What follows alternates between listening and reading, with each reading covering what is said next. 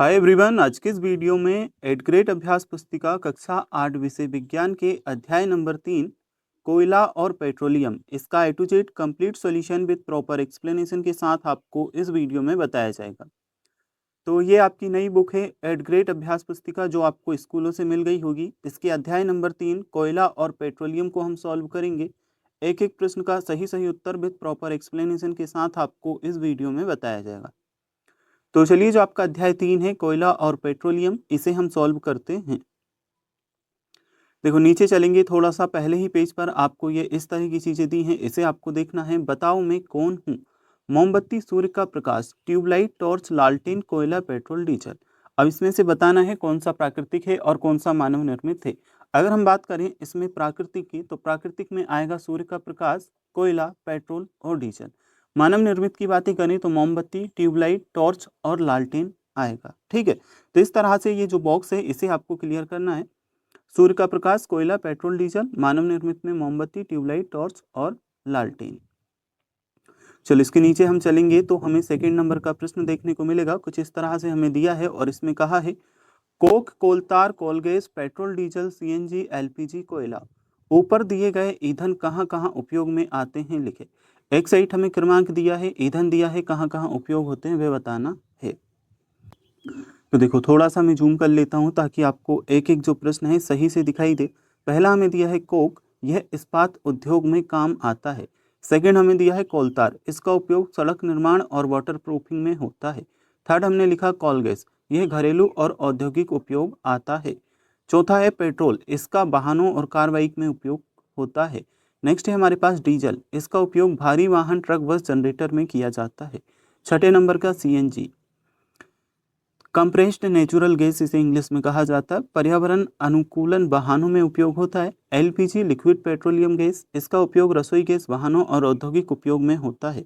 अगला है कोयला, बिजली उत्पादन, इस्पात उद्योग में इसका कार्य होता है। चलो, अब हम देखेंगे जो आपके सही विकल्प दिए हैं इन प्रश्नों को। तो ये हैं आपके प्रश्न क्रमांक 1, सही विकल्प के आगे सही का निशान लगाएं। पहला आपको दिया है आजकल पक्की सड़कों के निर्माण में कोलतार के स्थान पर बिटुमेन का प्रयोग किया जाता है। बिटुमेन को प्राप्त किया जाता है। चार ऑप्शन दिए हैं। पहला ऑप्शन है कोयले से, ऑप्शन बी है पेट्रोलियम से, ऑप्शन सी है वायु से, ऑप्शन डी है वनों से। सही उत्तर है हमारा ऑप्शन नंबर बी, पेट्रोलियम। देखो, ये ऑप्शन बी पेट्रोलियम से, इस पर आपको क्या करना है, टिक करना है। ठीक है, नेक्स्ट हम देखते हैं सेकंड नंबर के प्रश्न में हमसे पूछा है निम्नलिखित तालिका में जीवाश्म ईंधन के संगठक तथा उनके उपयोग दिए गए हैं। संगठकों के नाम और उनके उपयोग उनके सामने लिखे हैं। तो देखो, अब इसमें हमें जानना क्या है। उपरोक्त तालिका में आ तथा बा क्रमशः हैं। पहला हमें दिया है कोक पेट्रोल, दूसरा कोलतार डीजल, तीसरा कोलतार मिट्टी का तेल, चौथा कोक स्नेहक तेल। सही उत्तर आएगा जो आपका ऑप्शन सी है, कोलतार मिट्टी का तेल। ठीक है, ये आपका क्या है, करेक्ट आंसर है। नेक्स्ट है हमारे पास तीसरे नंबर का प्रश्न, इसे हम देखते हैं। प्रकृति में जीवाश्म ईंधन सीमित है, अति आवश्यक होने पर ही हमें इसका उपयोग करना चाहिए। इसका उपयोग कम करने पर हमें क्या लाभ होगा? तो ABCD चार ऑप्शन में से जो आपका ऑप्शन है ए नंबर का, पर्यावरण बेहतर बनेगा तथा विश्व उष्णन का खतरा कम होगा। ए ऑप्शन हमारा करेक्ट उत्तर है। तो इसमें आपको ऑप्शन नंबर ए जो आपको दिया है, पर्यावरण बेहतर बनेगा तथा विश्व उष्णन का खतरा कम होगा, इसे आपको टिक कर लेना है। चलो, अब हम देखते हैं चौथे नंबर का प्रश्न हमें दिया है एक जागरूक नागरिक के रूप में आप डीजल पेट्रोल बचाने हेतु क्या क्या उपाय करेंगे। पहला ऑप्शन दिया है यातायात लाइटों का उपयोग करेंगे, जहां प्रतीक्षा करनी हो वहां इंजन बंद नहीं करेंगे, और इंजन बंद है ना। और दूसरा ऑप्शन है टायरों का दाब अधिक रखेंगे। सी ऑप्शन है गाड़ी समान और मध्यम गति से चलाएंगे। डी ऑप्शन है गाड़ी बहुत अधिक गति से चलाएंगे। तो सही इसमें है गाड़ी समान और मध्यम गति से चलाएंगे। सी नंबर का ऑप्शन सही है। इसके बाद हम देखते हैं जो आपका अगला फिल इन सही विकल्प दिया है इसे। नीचे दिया गया चित्र पेट्रोलियम और प्राकृतिक गैस के भंडारों को दर्शा रहा है। चित्र में पेट्रोलियम तेल और गैस की परत जल की परत के ऊपर क्यों है? तो इसमें आपका सही उत्तर है ऑप्शन नंबर सी, क्योंकि तेल और गैस जल से हल्के होते हैं। क्योंकि तेल और गैस जल से हल्के होते हैं। तो ये जो आपका प्रश्न है कंप्लीट होता है। अब हमारे यहाँ पे रिक्त स्थान आ जाते हैं, इन प्रश्नों को हम सॉल्व करते हैं। दिए गए शब्दों में से चुनकर रिक्त स्थानों की पूर्ति कीजिए। पहला ऑप्शन है जीवाश्म, कोयला गैस, कार्बन डाइऑक्साइड, परिष्करण, सीएनजी और ऑक्सीजन। देखो ये सारे जो ऑप्शन हमें दिए हैं, इसमें जो पहला है, आजकल वाहनों में पेट्रोल के स्थान पर सीएनजी का उपयोग अधिक किया जा रहा है क्योंकि यह वायुमंडल को कम प्रदूषित करती है। तो उत्तर हमारा क्या आ रहा है इसमें, सीएनजी। ठीक है, पेट्रोल डीजल की तुलना में हल्की सी सस्ती भी होती है और वायुमंडल को प्रदूषित भी कम करती है। उत्तर में इसमें आएगा सीएनजी। सेकंड है कोयला और पेट्रोलियम जीवाश्म ईंधन के उदाहरण हैं। तो उत्तर में हम क्या करेंगे इसका, जीवाश्म। नेक्स्ट है हमारे पास तीसरे नंबर का प्रश्न, इसमें हमें कहा है पेट्रोलियम के विभिन्न संघटकों को पृथक करने का प्रक्रम परिष्करण कहलाता है। इस प्रश्न के उत्तर में हमारा आएगा परिष्करण। नेक्स्ट है कोयले से कोक प्राप्त करने के प्रक्रम में कोलतार और कोयला गैस भी प्राप्त होते हैं। तो इस प्रश्न में हमारा जो रिक्त स्थान भरेगा वह आएगा कोयला गैस। ठीक है, कोयला जलने पर मुख्य रूप से कार्बन डाइऑक्साइड गैस उत्पन्न होती है। इस प्रश्न के उत्तर में आ रहा है कार्बन डाइऑक्साइड। यहाँ पे आपको लिखना है, जगह कम थी तो मैंने नीचे लिखा है। तो सही विकल्प और रिक्त स्थान कंप्लीट होते हैं। अब हम आपका सॉल्व करेंगे प्रश्न क्रमांक 3 जो हमें दिया है। कल्पना कीजिए सूर्य का प्रकाश अगले 10 वर्षों में समाप्त हो जाए तो आप उसे किस प्रकार का संसाधन मानेंगे। सूर्य का प्रकाश अगले 10 वर्षों में समाप्त हो जाए तो हम उसे समाप्त होने वाले प्राकृतिक संसाधन मानेंगे। ठीक है, यह हमने उत्तर लिखा, समाप्त होने वाला प्राकृतिक संसाधन मानेंगे। अभी हमारे पास चौथे नंबर का प्रश्न, चंद्रमा पृथ्वी का उपग्रह होते हुए भी वहां पर जीवाश्म ईंधन की अनुपस्थिति है, इसके संबंधित कारण क्या हो सकते हैं। तो चौथे नंबर के प्रश्न में उत्तर हम करेंगे, चंद्रमा पर जीवन का अस्तित्व न होने का कारण जीवाश्म ईंधन की अनुपस्थिति है, क्योंकि जब चंद्रमा पर सजीव नहीं होते तो जीवाश्म ईंधन का बनना असंभव है। यह हमारे चौथे नंबर के प्रश्न का उत्तर है। चंद्रमा पर जीवन का अस्तित्व न होने का कारण जीवाश्म ईंधन की अनुपस्थिति है, क्योंकि जब चंद्रमा पर सजीव नहीं होते तो जीवाश्म ईंधन का बनना असंभव है। अभी हमारे पास में अगला प्रश्न 5वें नंबर का, इसे देखते हैं। सीएनजी तथा एलपीजी का पूरा नाम लिखिए। तो यहाँ पे हमने पूरे नाम लिखे हैं। सीएनजी का संपीड़ित प्राकृतिक गैस, एलपीजी का द्रवित पेट्रोलियम गैस। चलो अब हम देखते हैं जो आपके छठे नंबर का प्रश्न हमें दिया है, इसे भारत में प्राकृतिक गैस कहाँ कहाँ पाई जाती है, नाम लिखिए। तो भारत में प्राकृतिक गैस कहाँ कहाँ पाई जाती है, हमें नाम लिखना है छठे नंबर के प्रश्न के उत्तर में। ये देखो क्वेश्चन नंबर 6 का उत्तर, यहाँ से आप लिखना, भारत में प्राकृतिक गैस के विशाल भंडार है। हमारे देश में प्राकृतिक गैस त्रिपुरा, राजस्थान, महाराष्ट्र, कृष्णा, गोदावरी डेल्टा में पाई जाती है। ये त्रिपुरा सही लिखना, मैं आपको लिख के बता दूं, त्रिपुरा। ठीक है, क्योंकि ये जो त्रिपुरा लिखा है कैसे लिखोगे, त्रिपुरा।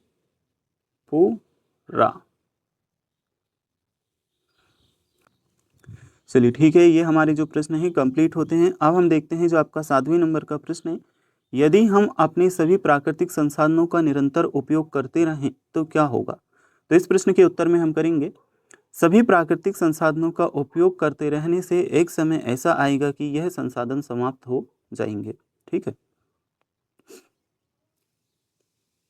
तो ये आंसर है हमारा, सभी प्राकृतिक संसाधनों का उपयोग करते रहने से एक समय ऐसा आएगा कि संसाधन समाप्त हो जाएंगे।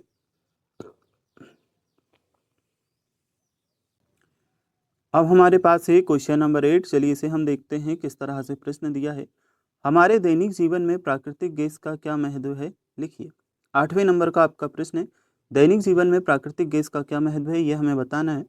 तो आंसर में हम लिखेंगे, ये आप देखो, हमारे दैनिक जीवन में प्राकृतिक गैस के निम्न महत्व है। पहला क्या लिखा है, घरों और कारखानों में सीधा जलाया जा सकता है।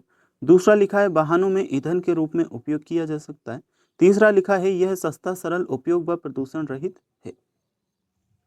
तो दैनिक जीवन में प्राकृतिक गैस के महत्व हैं। घरों और कारखानों में सीधा जलाया जा सकता है, वाहनों में ईंधन के रूप में प्रयोग किया जा सकता है, और साथ ही साथ क्या है, यह सस्ता और इसका उपयोग सरल और प्रदूषण रहित है। अब हमारे पास प्रश्न क्रमांक 9, इसे हम देखेंगे। बूझों ने अपने घर के बगीचे में कुछ मृत पेड़ पौधों को गहराई में मिट्टी में दबा दिया।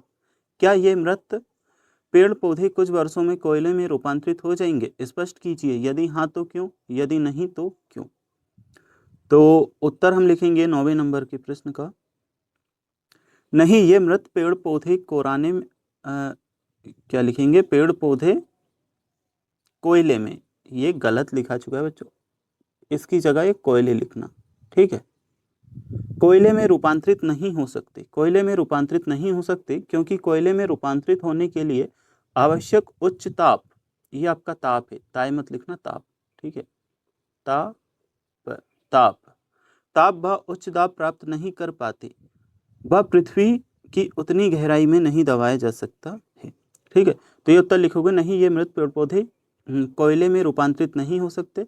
ये जो शब्द है इसे कट करके कोयले लिखना है आपको, ये यहाँ से देख लेना, ठीक है। में रूपांतरित नहीं हो सकते क्योंकि कोयले में रूपांतरित होने के लिए आवश्यक उच्च ताप, इसे आप ताप लिखना, वह उच्च दाब प्राप्त नहीं कर पाते, पृथ्वी की उतनी गहराई में नहीं दबाया जा सकता है। चलो हम देखते हैं प्रश्न क्रमांक 10वां हमें दिया है, पेट्रोलियम के विभिन्न संघटकों के नाम तथा उनके उपयोग को सूचीबद्ध करें। तो पहला हमें दिया है संघटक, फिर दिया है उपयोग। एलपीजी खाना पकाने वाहनों में ईंधन के रूप में उपयोग होता है। इस तरह से मैंने क्वेश्चन नंबर 10 में तालिका बना करके लिखा है, संघटक का नाम और उसके उपयोग। पेट्रोल कार और मोटरसाइकिल के छोटे इंजन में उपयोग होता है।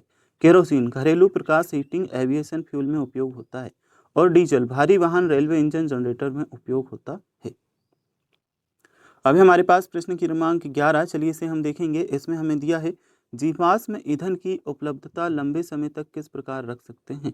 तो 11वें नंबर के प्रश्न के उत्तर में हम करेंगे, यह है आपका उत्तर, जीवाश्म ईंधन की उपलब्धता लंबे समय तक केवल तभी संभव है जब हम इसका विवेकपूर्ण उपयोग करें और इसके सदुपयोग के लिए जन जागृति लाएं, अन्यथा ये शीघ्र ही समाप्त हो जाएंगे। तो ये प्रश्न भी हमारा होता है कंप्लीट। अब हम देखते हैं 12वें नंबर का क्वेश्चन, क्वेश्चन नंबर 12। पेट्रोल एक समाप्त होने वाला प्राकृतिक संसाधन है किंतु सूर्य का प्रकाश नहीं, समझाइए। तो इस प्रश्न के उत्तर में क्या आएगा, पेट्रोल एक समाप्त होने वाला प्राकृतिक संसाधन है किंतु सूर्य का प्रकाश एक अच्छे प्राकृतिक संसाधन है। ये संसाधन प्रकृति में असीमित मात्रा में उपस्थित है और मानवीय क्रियाकलापों से समाप्त होने वाले नहीं हैं। देखो, सूर्य का प्रकाश तो हम उसका उपयोग करें या ना करें वह तो वैसे भी हमेशा होता है, तो ये कभी भी समाप्त होने वाला नहीं है। इसलिए हमने लिखा है, पेट्रोल एक समाप्त होने वाला प्राकृतिक संसाधन है किंतु सूर्य का प्रकाश अच्छे प्राकृतिक संसाधन है। ये संसाधन प्रकृति में असीमित मात्रा में उपस्थित है और मानवीय क्रियाकलापों से समाप्त होने वाले नहीं है। अभी हमारे पास दीर्घ 3 टाइप के प्रश्न क्वेश्चन नंबर 13 में पूछा है, आपके दैनिक जीवन में कोयला तथा पेट्रोलियम के उपयोगों को लिखिए, क्या इनके स्थान पर आप कोई अन्य ऊर्जा स्रोत का उपयोग कर सकते हैं। उत्तर हम क्या लिखेंगे, देखो यहाँ पे हमने लिखा है, कोयला बिजली उत्पादन, थर्मल पावर प्लांट्स में, घरेलू उपयोग, कभी कभी खाना पकाने या हीटिंग के लिए। अगला है पेट्रोलियम, वाहनों का ईंधन, कार, मोटरसाइकिल, बस आदि में। गृहिणी उपयोग भी होता है, एलपीजी खाना पकाने के लिए। अगला है वैकल्पिक ऊर्जा स्रोत, कोयले के स्थान पर सौर ऊर्जा और पवन ऊर्जा, पेट्रोलियम के स्थान पर इलेक्ट्रिक वाहन, बायोगैस और सीएनजी। तो अब हम देखते हैं जो आपके अगले प्रश्न है, क्वेश्चन नंबर 14 हमें दिया है, इसे हम सॉल्व करेंगे। मान लीजिए कुछ वर्षों बाद पृथ्वी से जीवाश्म ईंधन पूरी तरह समाप्त हो जाए, तो उनका प्रतिपूर्ति के लिए आप क्या क्या प्रयास करेंगे। तो इसके उत्तर में हम लिखेंगे, यदि जीवाश्म ईंधन समाप्त हो जाए तो उनकी प्रतिपूर्ति के लिए निम्नलिखित उपाय किए जा सकते हैं। पहला है नवीकरणीय ऊर्जा स्रोत, सौर, पवन, जल, जैव ऊर्जा का उपयोग। दूसरा पॉइंट लिखा है परमाणु ऊर्जा का विस्तार। तीसरा पॉइंट लिखा है ऊर्जा संरक्षण और दक्षता को बढ़ावा। चौथा पॉइंट उन्नत बैटरी और ऊर्जा भंडारण तकनीक का विकास। पांचवा है हाइड्रोजन ईंधन का उपयोग। छठा हमने लिखा है जैव ईंधन और संबंधीय कृषि। अभी हमारे पास 15वें नंबर का प्रश्न, इसे आप देखेंगे, पेट्रोलियम का निर्माण किस प्रकार होता है, लिखिए। पेट्रोलियम का निर्माण किस प्रकार होता है यह हमें बताना है। 15वें नंबर के प्रश्न के उत्तर में हम यहाँ से लिखेंगे, पेट्रोलियम का निर्माण समुद्री जीवों और पौधों के अवशेषों के लाखों वर्षों तक उच्च तापमान और दबाव में बदलने से होता है। ये अवशेष समुद्र के तल में दब जाते हैं और समय के साथ जैविक और रासायनिक प्रक्रियाओं के माध्यम से तेल और गैस में परिवर्तित हो जाते हैं। चलो 15वें नंबर का जो प्रश्न है उत्तर आप यहाँ से कंप्लीट करोगे। अब हम देखेंगे जो आपका अगला प्रश्न है 16वें नंबर का।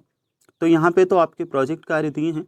अब इस प्रोजेक्ट को देखेंगे, अपने घर के जनवरी से दिसंबर माह तक के बिजली के बिल को एकत्र कीजिए तथा दी गई तालिका को पूर्ण कर नीचे दिए गए प्रश्नों के उत्तर दीजिए।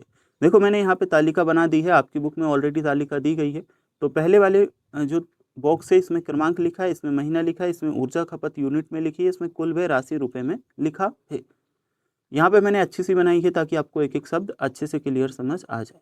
सबसे पहले हमने जनवरी लिखा, यूनिट लिखी जो 250 खर्च हुई, बिल आया 1800 रुपये का। फरवरी का लिखा 240 रुपये और 1700 का बिल आया। मार्च का लिखा 260 रुपये 1850 का बिल आया।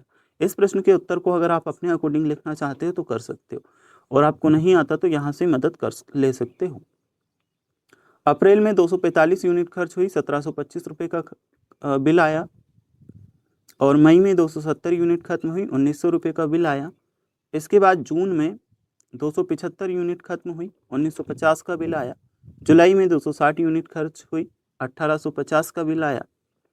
अगस्त की अगर हम बात करें तो 250 यूनिट खर्च और 1800 का बिल। सितंबर में 240 यूनिट खर्च, 1700 का बिल आया। अक्टूबर में 245 यूनिट खर्च, 1725 का बिल। नवंबर में 260 यूनिट खर्च, 1850 का बिल। दिसंबर में 275 यूनिट खर्च, 1950 का बिल। चलो अब हम देखते हैं जो आपके और प्रश्न हमें दिए हैं, किन किन माह में बिजली बिल की राशि कम आई। उत्तर हम लिखेंगे क्या, फरवरी, अप्रैल, सितंबर और अक्टूबर में बिजली बिल की राशि कम आई। अब पूछा है किस माह में बिजली का व्यय अधिक हुआ। उत्तर लिखेंगे इसमें जून और दिसंबर में बिजली का व्यय अधिक हुआ। बिजली बिल जिन माह में अधिक आया उसका क्या कारण है। तो इस प्रश्न के उत्तर को हम लिखेंगे क्योंकि इन माह में गर्मी के कारण कूलर पंखों का उपयोग अधिक होता है। ठीक है, फिर बिजली की खपत कम करने के लिए आप क्या क्या प्रयास कर सकते हैं।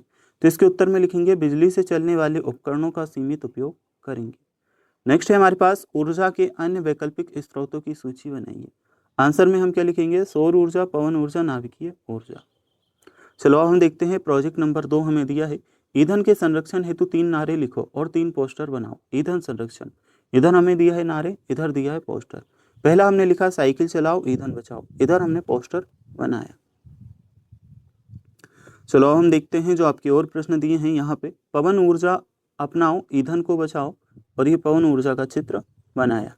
अगला जो बॉक्स है इसमें हमने नारा लिखा है सौर ऊर्जा का करो उपयोग, ईंधन का ना करो दुरुपयोग, और इधर हमने ये चित्र सूर्य का, सौर ऊर्जा का बनाया। तो यही प्रश्न आपको दिए थे, सारे प्रश्न आपके कंप्लीट हो चुके हैं। अगर अभी तक आपने वीडियो को लाइक नहीं किया तो कर लेना, चैनल को सब्सक्राइब भी आपको करना है, और एक अच्छा सा कमेंट कर बताना कि 7th क्लास में आपके कितने परसेंटेज बने थे। तो ये चैप्टर आपका कंप्लीट। आगे का चैप्टर अगर आपको देखना है तो आप हमारे चैनल के प्लेलिस्ट में जाकर के या स्क्रीन पे जो आपको वीडियो दिखाई दे रही है उस पर क्लिक करके देख सकते हो।